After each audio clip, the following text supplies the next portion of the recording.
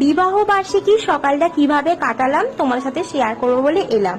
এই কাফতান নাইটিটা তোমাদের দাদাভাই দিয়েছে অ্যানিভার্সারি উপলক্ষে, আর সকালবেলা বানিয়ে নিয়েছিলাম একটু ম্যাঙ্গো মিল্কশেক ছেলের জন্য, আর আমাদের জন্য একটু দই মিক্স করেছিলাম।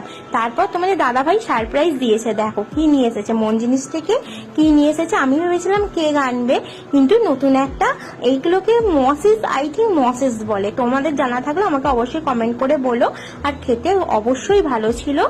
আর আমার ছেলে পেয়ে তোমরা একটু পরেই দেখতে পাবে ও কতটা না খুশি হয়েছে। আর আমি তো খুবই হ্যাপি হয়েছি। এই প্রত্যেক বছর আমি নিয়ে আসি, এবছর তোমাদের দাদাভাই নিয়ে এসেছে। দেখো দেখো পাপা নিয়ে এসেছে, দেখবে তো কোনটা পরে। এই দেখো, ওটা ওটা কে খাবে? কে খাবে এটা? কে খাবে? না, হ্যাঁ তুমি কি খাচ্ছ? খাও খাও খাও খাও। মা খেতে বলছে, খাও। হ্যাঁ? খেয়ে নেবে, তাড়াতাড়ি খাও। খাও। নিয়ে নেবে, দাদা এসে নিয়ে নেবে, কেন?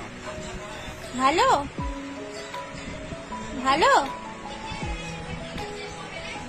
সারপ্রাইজ পেতে কার না ভালো লাগে, আমার তো খুবই ভালো লাগে। এই কানেরটা, ইয়াররিংসটা আমাকে আমার যা গিফট করেছে, আর তার সাথেও বানিয়েছিল আজকে আম দিয়ে পায়েস।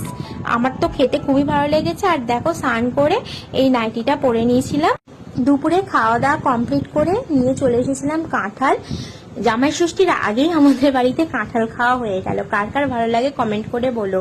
আজকে শেষ করছি, দেখা হবে পরে।